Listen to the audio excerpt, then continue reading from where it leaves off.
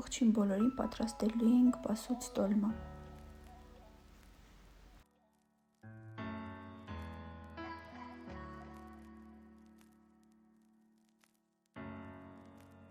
Սկզբում վերցնում ենք նախապես հարկավոր մեր բոլոր բաղադրիչները, եռման ջրով թրջում և թողնում ամբողջ գիշեր։ Պատրաստ լինելուց հետո ձիթայուղի մեջ տապակում ենք սոխը, ավելացնում կարմիր պղպեղը, լավ խառնում ենք։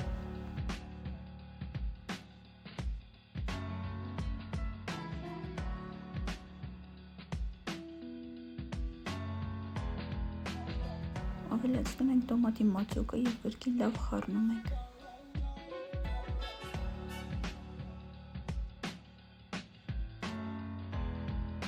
Լավ խառնելուց հետո ըստ ճաշակի ավելացնում ենք տարբեր համեմունքներ, ավելացնում լոբին,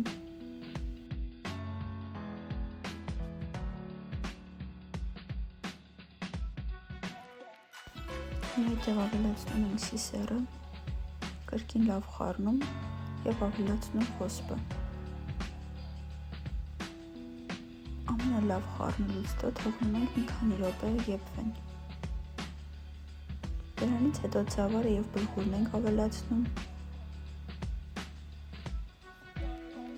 աղ ենք ավելացնում,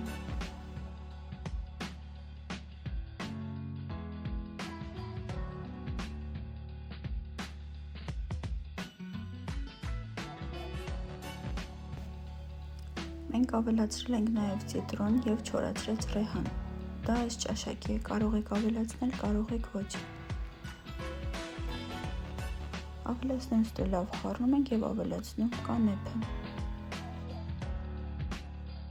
Երբ արդեն միջուկը պատրաստ է, վերցնում ենք կաղամբը, ավելացնում միջուկը և տոլմայի տեսքով փաթաթում։